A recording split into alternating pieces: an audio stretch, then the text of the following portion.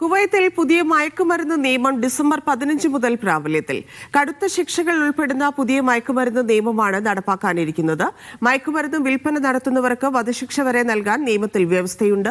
മയക്കുമരുന്നുകളും psychotropic വസ്തുക്കളും നിയന്ത്രിക്കുന്ന പുതിയ നിയമത്തിന് അമീർ നേരത്തെ അംഗീകാരം നൽകിയിരുന്നു. മയക്കുമരുന്ന് ഇറക്കുമതി, കടത്ത്, പ്രചരിപ്പിക്കൽ തുടങ്ങിയ കുറ്റകൃത്യങ്ങൾക്ക് വധശിക്ഷ, ജീവപര്യന്ത തടവ്, 20 ലക്ഷം ദിനാർ പിഴ എന്നീ ശിക്ഷകൾ വരെ ലഭിച്ചേക്കുമെന്ന് മുന്നറിയിപ്പ് നൽകി. 13 അധ്യായങ്ങൾ 84 വകുപ്പ് ഉൾക്കൊള്ളുന്ന പുതിയ നിയമം 1983-ലെയും 1987-ലെയും പഴയ നിയമങ്ങൾ റദ്ദാക്കുന്നതാണ്. മയക്കുമരുന്ന് നിയന്ത്രണവുമായി ബന്ധപ്പെട്ട എല്ലാ വ്യവസ്ഥകളും ഏകീകരിക്കുന്നു. മയക്കുമരുന്നുകളുടെ ഉൽപാദനം, കൃഷി, നിർമ്മാണം, ഇറക്കുമതി, കയറ്റുമതി, കൈവശം വയ്ക്കൽ, വിൽപ്പന, ഉപഭോഗം എന്നിവ കർശനമായി നിരോധിക്കുകയും ചെയ്യുന്നു.